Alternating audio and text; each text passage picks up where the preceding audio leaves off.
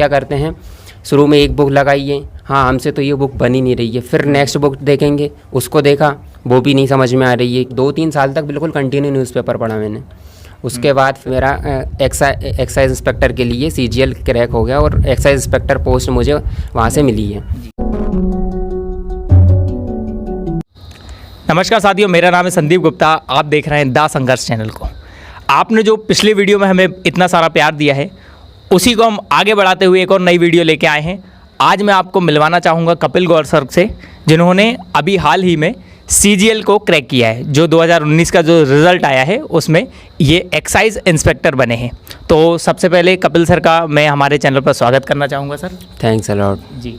तो सर सबसे पहले आप हमारे दर्शकों को ये बता दीजिए कि आपने जो CGL जो क्रैक किया है वो आपने किस तरीके से पढ़ाई की है और आप कब लगेंगे, आपकी ज्वाइनिंग कब है, आप मुझे इसके बारे में डिटेल से बता दीजिए। ज्वाइनिंग का अगर बात करें तो ऑलमोस्ट अभी 7 से 8 महीने और लग जाएंगे। और अगर स्टार्ट का बताऊं तो लगभग मैंने 2017 के अराउंड मैंने प्रिपरेशन स्टार्ट किया था जी। जिसमें फ़र्स्ट टाइम मैंने ये MP कांस्टेबल एग्ज़ाम दिया जी। उसमें फ़ाइनल सिलेक्शन तक गए। मतलब ज्वाइनिंग भी मेरा यहीं भोपाल से ही था जी। लेकिन उसको मैंने मतलब आगे प्रिपरेशन कंटिन्यू रखने के लिए मैंने उसको ज्वाइन नहीं किया। अच्छा। फिर उसी ड्यूरेशन में 2017 के अंदर ही MPSI का भी एग्ज़ाम दिया जी। उसमें मतलब ठीक ठाक मेरे जिस हिसाब से मेरे प्रिपरेशन था उस हिसाब से लगभग बहुत अच्छा रिस्पांस रहा, लेकिन जी। सिलेक्शन तक वहाँ पे बिल्कुल नहीं पहुँच पाए। जी। और फिर आप उसी SI के बाद MP पटवारी में भर्ती निकली थी। उस ड्यूरेशन में भी मतलब मेरा जो था अच्छा खासा प्रिपरेशन चल रहा था और अच्छा रिस्पांस भी आया था, लेकिन उसमें भी यही नॉर्मलाइजेशन के चक्कर में उस टाइम भी सिलेक्शन नहीं ले पाया था जी। बस। उसके बाद फिर व्यापम में ज़्यादा भर्तियाँ निकलना भी बंद हो गई। जी। मतलब वो गवर्नमेंट चेंज हो गई तो उस ड्यूरेशन में फिर लगभग 1-2 साल तक व्यापम के अंदर तो भर्ती आना मतलब बंद ही हो गया था। जी, ये आप बात कर रहे हैं 2017 के बाद की। हाँ। 17-18-19 के बीच का। जी। फिर उसके बाद फिर मैंने अपना टारगेट डिसाइड किया कि यहाँ तो लगभग संभावना दिख नहीं रही है। फिर मैंने अपना टारगेट SSC को बनाया। जी। SSC में फिर मैंने स्टार्ट किया तो फर्स्ट टाइम जब 2018 वाला मैंने CGL दिया जी। उसमें उस टाइम इतना अच्छा प्रिपरेशन तो था नहीं, लेकिन फिर भी लगभग मेंस तक पहुँचे। जी। तो मेंस के लिए मतलब बहुत अच्छा रिस्पांस नहीं रहा, लेकिन फिर भी मतलब एक कॉन्फिडेंस आया कि हम एटलीस्ट फर्स्ट टाइम में मेंस तक पहुँचे। फिर उसी ड्यूरेशन में फिर SSC MTS SSC CHSL SSC CPO ये हर मतलब SSC के सारे एग्ज़ाम मैंने देने स्टार्ट कर दिए। जी। फिर 2018 में मैंने SSC GD का भी एग्ज़ाम दिया था। जी। उसमें बहुत अच्छा रिस्पांस आया, 94 आउट ऑफ 100 मेरा रॉ मार्क्स था उसमें। जी। वो भी after normalization almost 96 point something पहुंच गया। और अच्छा। उसमें मेरा मेन टारगेट था NIA की अराउंड 8 समथिंग कुछ पोस्टें थी ऑल इंडिया, जिसके लिए मैं क्वालिफाई नहीं कर पाता। 0.2 से NIA के लिए क्वालिफाई नहीं कर पाया। जी। फिर मेरा इतना उसके फ़िज़िकल के लिए भी मतलब अंदर से मतलब लगा ही नहीं कि फ़िज़िकल करना चाहिए, इसलिए फिर मैंने उसके लिए प्रिपेयर नहीं किया। गया ज़रूर था देने, लेकिन नहीं निकाल पाया था। जी। और फिर मैंने MTS दिया। MTS में भी फाइनल तक पहुँचे। फाइनल में 0.2 से मैं बाहर हुआ उसमें भी। अच्छा। और फिर 2019 CHSL दिया। CHSL में फ़ाइनल तक पहुँचे। उसको मैंने DB में नहीं किया क्योंकि जॉब मतलब किसी और बंदे को जॉब मिल जाए, इसलिए उसमें DB में जाना उचित नहीं लगा मुझे और छोड़ दिया वो। और फिर 2019 CPO भी दिया। CPO में फ़ाइनल सिलेक्शन तक पहुँचे। अभी मैं ज्वाइनिंग का वेट कर रहा हूँ। अभी अराउंड 2 मंथ्स के अंदर मेरी ज्वाइनिंग हो जाएगी उसमें। उसमें आपको क्या पोस्ट मिली है? उसमें मिली है मुझे CISF में सब इंस्पेक्टर पोस्ट मिला है। अच्छा। तो अभी आप फिर CGL का रिज़ल्ट आया है तो फिर उसके बाद में आप CGL ज्वाइन करेंगे, आप उसको भी ज्वाइन नहीं करेंगे? जी। जी। अभी मतलब ये 7 से 8 महीने और चाहे इससे लगभग 8 से 10 महीने का ऑलमोस्ट इतना टाइम वेट करना पड़ेगा तब तक ज्वाइनिंग के लिए। जी। तो अब देखते हैं फिर क्या रहता है। जी। तो मैं आपको कपिल सर के बारे में बता दूं कि उन्होंने तो डिटेल में बताया ही है, आपने खुद उन्हीं के मुंह से सुना है आपने कि उन्होंने कम से कम 4 से 5 जॉब जो हैं उसमें कई से पॉइंट में मात खाए हैं और कई जॉब जो है उनकी लग चुकी हैं जो उन्होंने ज्वाइन नहीं की है। सीपीओ भी निकला, सब इंस्पेक्टर के लिए उनको 2 महीने बाद लगभग ज्वाइनिंग हो जाएगी, जिसको भी वो ज्वाइन नहीं करेंगे क्योंकि उनका सीजीएल जो है निकल चुका है जिसमें वो एक्साइज इंस्पेक्टर बन चुके हैं। तो सर सबसे आपने अपनी जर्नी तो बता दी है कि आपने कब से तैयारी की है और आपने क्या क्या एग्ज़ाम को क्वालिफाई किया है, किन में चूके हैं, और फिर फाइनल आपको जो आपकी मनपसंद जो आपको पोस्ट थी, मैं आपको ऐसा कहना चाहूँगा सीजीएल जो थी आपने जो सोचा था वो आपने पाई है। तो सबसे पहले हमारे दर्शकों को आप ये बता दीजिए कि जब अच्छा ये आपको टाइम ड्यूरेशन बहुत साल हो गए जी, है ना, तो कई सारे लोग जो है वो 2 साल या 3 साल प्रिपेयर करते हैं या 1-2 एग्ज़ाम में जो है फेल हो जाते हैं, फिर उसके बाद में तैयारी को छोड़ देते हैं। तो आप उनके लिए क्या संदेश देना चाहेंगे कि वो आके अपनी तैयारी ना छोड़ें, उनके भविष्य में वो बहुत कुछ कर सकते हैं? क्योंकि मेन चीज़ है अपने अंदर इतना कॉन्फिडेंस बनाए रखो, क्योंकि कोई भी एक अच्छा एग्ज़ाम निकालने के लिए ऑलमोस्ट 2 से 3 साल तो आपको करना ही पड़ेगा, क्योंकि 1-2 साल तो लगभग आपको बेस बनाने में लग जाते हैं, चीज़ें समझने में कि क्या पढ़ना है क्या नहीं पढ़ना है। और मेन चीज़ ये है अगर 2 से 3 साल तो स्टार्टिंग आपको चाहिए ही चाहिए, अगर थोड़ा अभी अच्छा अगर किसी अच्छी जॉब के लिए आपको जाना है तो। बाकी कई लोग का रहता है मतलब बहुत अच्छा जो स्कूलिंग बैकग्राउंड अच्छा रहा हो या फिर मतलब बचपन से मतलब ठीक ठाक स्टडी लेवल रहा हो, तो वो शायद 1-2 साल में अपना कवर कर जाएं जी, वो एक्सेप्शन होते हैं जी। लेकिन बस यही है कॉन्फिडेंस बनाए रखो। 1-2 एग्ज़ाम दोगे आप स्टार्टिंग में, उनमें बिल्कुल असफलता मिल जाएगी, ये मतलब ऑलमोस्ट निश्चित रहता है। बहुत भाग्यशाली होते हैं मतलब ऐसे लोग जो अपने फर्स्ट अटैम्प्ट या सेकंड अटैम्प्ट में बहुत अच्छा कुछ पा जाएं। तो मेन चीज़ है अपने अंदर कॉन्फिडेंस बनाए रखना जी। और कॉन्फिडेंस के लिए यही है मतलब आत्मविश्वास ऐसा रखो कि इसमें थोड़ा बहुत कम रह गया तो नेक्स्ट एग्ज़ाम दो, उसमें थोड़ा बहुत कहीं ना कहीं इम्प्रूवमेंट होके आता ही है। बस ये आत्मविश्वास के साथ पढ़ाई करो, बस सिलेक्शन होगा। हाँ, सिलेक्शन ज़रूर होगा जी। तो सर आप हमारे दर्शकों को ये बता दीजिए कि आपने जो सीजीएल की तैयारी की है उसमें कौन कौन सी बुक्स आपने पढ़ी हैं? बुक्स की अगर बात करें तो सबसे पहले मैंने स्टार्ट किया था बेसिक के लिए तो अपना यही जो शारदा SD यादव की जो बुक है उससे मैंने अपना बेसिक तैयार किया। मतलब जो आपको जहाँ से आपको स्टार्ट करना है क्वेश्चन समझने के लिए मैथ्स में अगर बात करें तो SD यादव वाली शारदा बुक। उसके बाद फिर मैंने फॉलो करना चालू किया था अपने राकेश यादव सर की जो 7300 प्लस बुक करके आती थी पहले, उससे मैंने सारे जो रिपीटेड क्वेश्चन थे पहले के आए हुए वो क्वेश्चन प्रैक्टिस किए। उस बुक को मैंने मतलब कम से कम 2 से 3 बार सेम बुक को किया मैंने। और इसके बाद फिर मैंने एक एडवांस वाली राकेश यादव की बुक ली, उसी बुक को लगभग मैंने 2 से 3 बार उस बुक को भी लगाया, जिसमें एडवांस लेवल में जो क्वेश्चन आते सारे वो अच्छे से किए। उसके अलावा मैथ्स में मैंने बुक से किसी से मतलब बहुत ज़्यादा नहीं किया। और फिर मैंने ये टेस्ट पेपर लगाने चालू किए। उसमें क्या रहता है 60 मिनट के अंदर आपको मल्टीपल क्वेश्चंस मिलते हैं और उसी ड्यूरेशन मतलब हर तरह के क्वेश्चन आप टाइम ड्यूरेशन में सॉल्व करने की कोशिश करते हो। तो जैसे जैसे नए नए क्वेश्चन आप देखते हो उसी हिसाब से आपके नए नए कॉन्सेप्ट आपके क्लियर होते चले जाते हैं। और जो भी क्वेश्चन आपको नहीं बना बिल्कुल मत घबराओ, बाद में जैसी सॉल्यूशन आपका टेस्ट कंप्लीट होता है सॉल्यूशन देखो, उसको सीखो समझो और नेक्स्ट टाइम फिर से ट्राई करो उसको करने की। तो मेन चीज़ यही है, स्ट्रेटेजी ऐसी बना के रखो कि मतलब अगर चीज़ें एक बार में नहीं बन रही बिल्कुल नहीं बनेगी, आप बार बार उसको प्रैक्टिस करो, जितना हो सके सीखने की ज़्यादा से ज़्यादा कोशिश करो, तभी आप सीख पाओगे। पता चल रहा हमने 1-2 बार बस बुक को देखा, हाँ हमसे तो ये होता ही नहीं है, बर्डन बना के लोग बैठ जाते हैं, तो वो चीज़ें मतलब लाइफ में काम नहीं आती।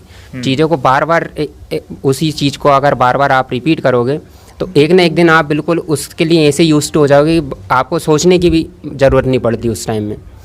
तो यही है, यही कहना चाहूँगा कि मतलब चीज़ों को ऐसे पढ़ो पूरे आत्मविश्वास के साथ कि हाँ मैं इसको सीख के रहूँगा। और बहुत ज़्यादा मटीरियलिस्टिक होने की ज़रूरत नहीं है, ज़्यादा से कम बुकें मतलब टारगेट बनाओ कि मुझे बस एक बुक फिक्स कर ली, उसको बार बार लगाओ, उसको मतलब एक बुक को अगर आप 100% कर रहे हो तो आपको 100 बुक को एक एक बार लगाने की ज़रूरत नहीं है। नहीं, है ना। कुल मिला के हर बुक अपने आप में कंप्लीट होती है, बस आप उसको किस तरीके से कंप्लीट करते हैं अपने लिए वो डिपेंड करता है। आप ज़्यादा बुक्स पे ना जाएं। मतलब एक ही बुक अगर आप कोई भी पर्टिकुलर बुक लेके चलो, आपका 70 से 80% एक पर्टिकुलर बुक आपका कंप्लीट करा देती है। तो उसमें अगर आप 70-80% आपने कवर कर लिया तो कहीं ना कहीं फिर बाकी के 20-30% आपको सेट पेपर से या अदर तरीके से कहीं ना कहीं से मिल जाता है। लोग क्या करते हैं, शुरू में एक बुक लगाइए, हाँ हमसे तो ये बुक बन ही नहीं रही है, फिर नेक्स्ट बुक देखेंगे, उसको देखा वो भी नहीं समझ में आ रही है कि इसमें भी कुछ समझ में नहीं आ रहा। ज़रूरी नहीं है कि सेम एक बुक से सारे जो क्वेश्चन पूछ रहा है वो 100 क्वेश्चन बाय चांस पूछ रहा है। मैथमेटिक्स में अगर देखो सीजीएल के मेंस में तो 100 क्वेश्चन आते हैं, तो उसमें पूरे 100 क्वेश्चन आपको सेम बुक से नहीं मिलेंगे किसी से भी। आप सेट पेपर लगाओ, सेट पेपर से लगाओगे तो बार बार सेम चीज़ें रिपीट होती रहती है। तो अब वो क्या करते हैं, एसएससी का ये चलता है हमेशा, वो रिपीटेड क्वेश्चन पूछता है हर बार जब आते हैं। मुश्किल से 100 में से 10-15 क्वेश्चन ऐसे रहेंगे जो आपको नए मिलेंगे, बाकी 80-85% आपका रिपीटेड ही मिलेगा। आपको बस उनमें डिजिट चेंज कर देंगे या फिर कुछ थोड़ा बहुत अंदर चेंज कर देंगे, बाकी पैटर्न चेंज करने की बात करें तो मुश्किल से 10 से 15 क्वेश्चन ऐसे रहेंगे जो आपको नए क्वेश्चन मिलेंगे। हमेशा रिपीटेड ही पूछता है एसएससी। अच्छा, और आप इंग्लिश के लिए क्या बुक प्रेफर करेंगे सीजीएल के लिए? इंग्लिश के लिए अगर मैं अपना बताऊं तो मैंने बहुत ज़्यादा मैंने तो क्या लगभग 12th के बाद, लगभग 1-2 साल बाद 12th के स्पोकन के लिए कुछ कोचिंग वगैरह किया था, तो 5-6 महीने वहाँ पे अपना टाइम दिया। वहाँ से फिर मैंने स्टार्ट किया वोकेबलरी पे फोकस करना। एसएससी के लिए अगर आप जाना चाहते हो तो सबसे ज़्यादा आपको वोकेबलरी पे ही फोकस करना है। तो मैंने तभी से फिर न्यूज़पेपर पढ़ना स्टार्ट किया इंग्लिश में। उसमें जब भी जो भी नया वर्ड दिखता उसको तुरंत सर्च मारना और उसका अर्थ देखना। और बार बार आप एक वर्ड, कोई भी नया वर्ड देखा आपको एक बार में कभी भी याद नहीं होता, सेम चीज़ें आपको बार बार रिपीट होगी। कम से कम एक वर्ड, कई सारे वर्ड तो हम 15-20 बार भी देख ले तो भी कन्फ्यूज़न में रहता है। और कई बार ये रहता है 1-2 बार में ही कुछ ऐसे वर्ड होते हैं जो सेट हो जाते हैं माइंड में। तो बार बार न्यूज़पेपर पढ़ा, कम से कम 2-3 साल तक बिल्कुल कंटिन्यू न्यूज़पेपर पढ़ा मैंने। उसके बाद फिर ग्रामेटिकल के लिए थोड़ा एक कोचिंग और गए हम, वहाँ पे ग्रामेटिकली पूरा प्रिपेयर किया। उसके बाद फिर मैंने मेन फोकस मेरा यही वोकेबलरी पे ही रखा। उसके लिए सेट पेपर से भी बहुत फ़ायदा मिलता था। सेट पेपर्स में भी जहाँ भी कोई नया वर्ड दिखा उसको सर्च मार के उसका तुरंत अर्थ देखना। और वहाँ पे भी जो कंप्रेशन वगैरह लगाते थे बार बार, उस कंप्रेंशन में भी क्या रहता है, बहुत सारे वर्ड आपको एक साथ मिलते हैं। कई बार तो बहुत इजी कंप्रेंशन आ जाते हैं, लेकिन कई बार कुछ ऐसे टफ कंप्रेंशन आते हैं जिसमें आपको मतलब बहुत ही अनएक्सपेक्टेड से वर्ड दिखते हैं कि ये क्या आ गया। तो उस चीज़ को फिर बार बार आप याद करने की कोशिश करो। और सबसे ज़्यादा फोकस करो इंग्लिश में वर्ड सीखने के लिए 1 वर्ड सब्स्टिट्यूशंस पे। 1 वर्ड सब्स्टिट्यूशंस में क्या रहता है, एक वर्ड का पूरा डिस्क्रिप्शन रहता है वहाँ पे। उस डिस्क्रिप्शन के थ्रू आपको एक माइंड में इमेज बन जाती है आपके अंदर, तो उससे आप ज़्यादा से ज़्यादा उस वर्ड पे फोकस करवाते हो। तो ऐसे ही मतलब रिपीट करते रहेंगे तो ऑटोमेटिकली। और बुक की बात करूँ इंग्लिश में तो मैंने ल्यूसेंट की जो बुक आती है उस बुक से ग्रामर के लिए किया था। उसमें कुछ लास्ट में अपना वोकेबलरी सेक्शन भी दिया, उससे मैंने 1 वर्ड्स और कुछ एंटोनिम सिनोनिम भी याद करने की कोशिश की। इसके अलावा मैंने बुक्स में ज़्यादा इधर उधर फोकस नहीं किया, मेन यही टेस्ट वगैरह ही दिए मैंने, उससे ज़्यादा से ज़्यादा किया। और ख़ास मतलब मेन मैं कहना चाहूँगा, मेन जो इम्प्रूवमेंट रहा वो न्यूज़पेपर का रहा। न्यूज़पेपर, हाँ, वोकेबलरी आप अच्छी कर लीजिए तो आपकी इंग्लिश जो है काफ़ी हद तक आपको मतलब एसएससी के लिए आपको इंग्लिश अगर करनी है तो वोकेबलरी ही मेन चीज़ है।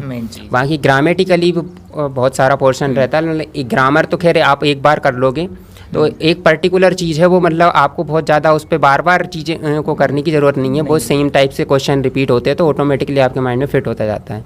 लेकिन वर्ड आपको हर बार ज़्यादातर नए वर्ड मिलते हैं, तो ज़्यादा से जितना आप ज़्यादा से ज़्यादा न्यूज़पेपर वगैरह जो भी रीडिंग वगैरह अगर करोगे आप तो उसमें नए नए वर्ड्स मिलते हैं आपको, तो उससे आपको बहुत ज़्यादा फ़ायदा मिलता है जी। अच्छा, सीजीएल में एक टायर होता है डिस्क्रिप्शन, तो डिस्क्रिप्शन के लिए लोग तैयारी किस तरीके से करें, उसके लिए आप थोड़ा डिटेल में हमें बता दीजिए।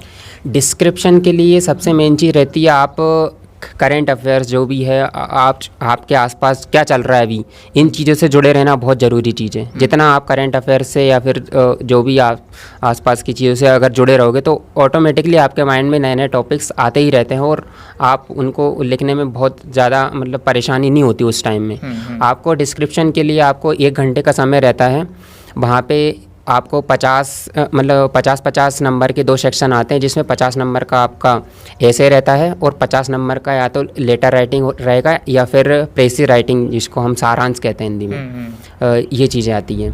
हमारे अभी अगर CGL 19 की बात करूँ तो उसमें सारांश ही देखने को मिल रहा था, क्योंकि लेटर राइटिंग में एक UFM होता है, मतलब अनफेयर मीन्स जिसको बोलते हैं। उसमें क्या रहता है, अगर लेटर में किसी ने अपनी पर्सनल आइडेंटिटी वहाँ पे शो कर दी या फिर कुछ भी कोई भी रैंडम नाम लिख के आ गया, तो उस पर वहाँ पे UFM के अंदर उसको 0 मार्क्स अवार्ड कर दिए जाते हैं। इस चक्कर में SSC ने अब ये लेटर देना ही जहाँ तक है शायद बंद कर दिया, तो उसमें उस प्लेस पे वो अभी वही प्रेसी राइटिंग देते हैं। बाकी ऐसा फिक्स तो नहीं है कि लेटर कभी आएगा नहीं, आ सकते हैं, लेकिन वो UFM के चक्कर में शायद उन्होंने ऐसा एक ये नई चीज़ देखी है। हाँ, और ऐसे के लिए तो यही है कि आप जो भी वहाँ पे एक पर्टिकुलर टॉपिक आएगा, उसी पे आपको मतलब आपके पास चॉइस नहीं रहती। वहाँ पे एक कोई भी टॉपिक दे दिया, उसी पे आपको लिखना है। अब वो चीज़ किसी से भी रिलेटेड हो सकती है, करंट अफेयर से रिलेटेड हो सकती है, या फिर कोई पास का कोई टॉपिक हो, या फिर कोई एनवायरनमेंट से रिलेटेड कुछ टॉपिक पूछ लिया उनने, पॉलिटिकल कोई टॉपिक पूछ लिया, तो ऐसे ज़रूरी नहीं रहता। तो आप जितना मतलब आप पढ़ते, तो आप यहाँ तक पहुँचने के लिए कहीं ना कहीं चीज़ों से जुड़े तो रहते ही हैं। GS वगैरह सब पढ़ते हैं और करंट अफेयर्स से भी जुड़ा ही रहना पड़ता है। मेन तो अगर GS करना है तो आपको करंट अफेयर्स तो टॉप पे लेके चलना पड़ेगा। वहीं से जो भी GS का क्वेश्चन बनता है वो ऑलमोस्ट करंट अफेयर्स से कहीं ना कहीं लिंक रहता है उसका, तो ज़्यादा से ज़्यादा करंट अफेयर्स पे ही फोकस करना रहेगा उसके लिए। और यही है, डिस्क्रिप्शन में भी मतलब ज़्यादा से ज़्यादा आप लिख पाओ, उसके लिए करंट अफेयर्स से जुड़े रहना बहुत ज़रूरी चीज़ है। ठीक है। हाँ, अच्छा, मैं आपसे ये पूछना चाहूँगा, जब आपका रिज़ल्ट जब आया था तो आप बहुत खुश हुए होंगे, तो घर पे क्या रिएक्शन रहे और आपके क्या रिएक्शन रहे, वो थोड़ा अगर आप शेयर करना चाहें तो वो बताएं। रिज़ल्ट जब आया तो सबसे पहले एक्चुअली मैं कहीं और, हम वैसे तो इसका काफ़ी दिनों से वेट कर रहे थे, तो लगभग देखते ही रहते थे, बार बार जाके साइट पे चेक करते रहते थे कि हाँ अब पब्लिश हो।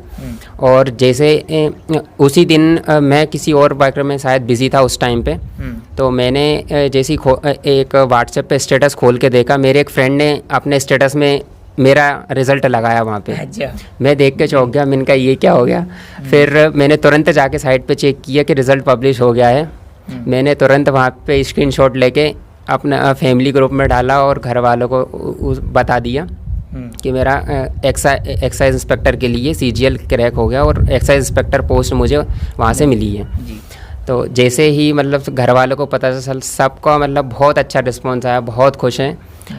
उसके पहले लगभग 2-3 महीने पहले ही ये CPO का रिज़ल्ट आया था, तो उस टाइम SI पोस्ट मुझे जैसी मिली तब भी मतलब बहुत खुश हुए थे। तो इसको देख के मतलब एक अलग ही भाव उन्होंने प्रकट किया, बहुत ज़्यादा खुश है सारे फैमिली मेम्बर्स, और मुझे भी एक अलग ही मतलब बहुत ज़्यादा खुशी है अंदर ही।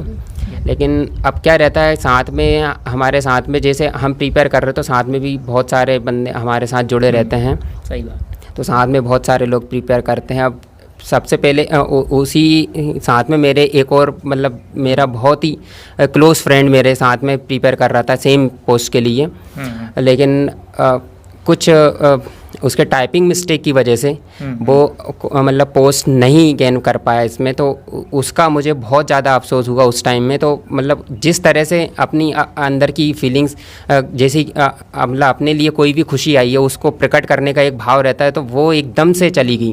क्योंकि जैसे ही मैंने उसको देखा मतलब एकदम से सबसे पहले उसको कॉल किया मैंने कि क्या रिज़ल्ट रहा तेरा, तो उसका मतलब भाव देख के ही एकदम से मतलब पूरे भाव चेंज हो गए। तो मुझे उसका बहुत ज़्यादा मतलब अफसोस था इस चक्कर में, मतलब बहुत ज़्यादा अच्छे से खुशी प्रकट तो नहीं कर पाए, लेकिन फिर भी जहाँ तक है अब कुछ मतलब बहुत अच्छा पाया, तो एक खुशी तो खैर अपने अंदर तो रहती है, लेकिन थोड़ा सा उसके लिए बहुत ज़्यादा मतलब एक हाँ, मन में थोड़ा सा हाँ। लगता है कि हमारा जो फ्रेंड है, करीबी फ्रेंड सही है, बात है। काश उसका भी हो जाता तो हम और ज़्यादा डबल खुशी हम मनाते। ये खुशी बात होती, है। सही हाँ। बात है। हाँ, देखिए अपन जब तैयारी करते हैं तो साथ में हमारे कई साथ में जो तैयारी कर रहे होते हैं उनसे कई सारा हमारा भाईचारा बढ़ जाता है, कई सारा लगाव हो जाता है। तो कोई आगे पहुंच जाता है, कोई थोड़ा सा 2 कदम पीछे रह जाता है। तो लेकिन ये जीवन है, जीवन में सब मेहनत करेंगे, सब पाएंगे, कुछ अभी पालेंगे, कुछ 2 साल बाद पाएंगे, है ना। तो तैयारी मत छोड़िए, सब अच्छा ही होगा, मैं तो ये कहूँगा। और एक रिदम में तैयारी करते रहिए, आपको सफलता ज़रूर मिलेगी। जी बोलिए। मैं तो यही कहूँगा उन लोग के लिए, क्योंकि अगर जैसे यहाँ तक अगर बंदा पहुँच पाया तो कहीं ना कहीं उसके अंदर इतने गट्स तो हैं, मतलब एक मतलब है, मतलब कि इतना तो काबिल है कि वो फिर से अगर करे तो अब उसको बहुत ज़्यादा मतलब एक्स्ट्रा एफर्ट लगाने की ज़रूरत नहीं है। हाँ। थोड़ा सा एक्स्ट्रा लगाएगा इसी में तो मतलब आसानी से बहुत कुछ गेन कर सकता है वो। ये ज़रूरी नहीं यही एक पर्टिकुलर चीज़ गेन करे या फिर कुछ और फील्ड में या फिर कुछ भी, तो वो मतलब उसको अपन ऐसा तो कह नहीं सकते कि भाई अगर रुक गया तो वो एकदम नकारा हो गया। ज़रूरी नहीं है, हर बंदा सबके लाइफ में सेम चीज़ें हमेशा नहीं आती हैं। फेलियर सबके जीवन में आते हैं, इसको एक्सेप्ट करके आगे बढ़ना ज़रूरी रहता है। बस मेन चीज़ यही है। तो मैं बस यही कहूँगा कि जो कई लोग जो ऐसे देख रहे होंगे, जो बंदे जो अच्छी खासी तैयारी कर रहे हैं और जो कुछ मार्क्स की वजह से जो पीछे रह जाते हैं ना, मैं आप लोगों को बस यही कहना चाहूँगा कि आप लोगों को जॉब ना लगने की टेंशन नहीं है, क्योंकि आपका जो लेवल है बहुत ज़्यादा ऊपर है। क्योंकि आप CGL जैसे में अगर आप बाहर हो रहे हैं एंड टाइम पे, तो आपका लेवल कई लोगों से तो बहुत ज़्यादा ही ऊपर है। तो आप धैर्य बना के रखिए, अपनी तैयारी जो है बहुत अच्छे से जारी रखिए। आगे और भी अटेम्प्ट हैं, आप उनको दीजिए, आपको डेफिनेटली जो है आपको सफलता मिलेगी। तो ये था हमारा आज का वीडियो, जिसमें आपको एक और व्यक्ति से हमने मिलवाया जिसने CGL जो है क्रैक किया है और एक सफल व्यक्ति बने हैं अपने जीवन में। तो आप हमारे चैनल से ऐसे ही जुड़े रहिए, और भी हम आगे ऐसी ही वीडियो लाते रहेंगे। तो कृपया करके हमें और ज़्यादा, आपने जिस तरीके से पिछले वीडियो में हमें प्यार दिया, इस वीडियो में भी और आगे आने वाली वीडियो में भी हमें प्यार दीजिए। और प्लीज़ चैनल को सब्सक्राइब करके ज़रूर जाना, हम ऐसे ही आपके लिए आगे मोटिवेशन वीडियो लाते रहेंगे। धन्यवाद।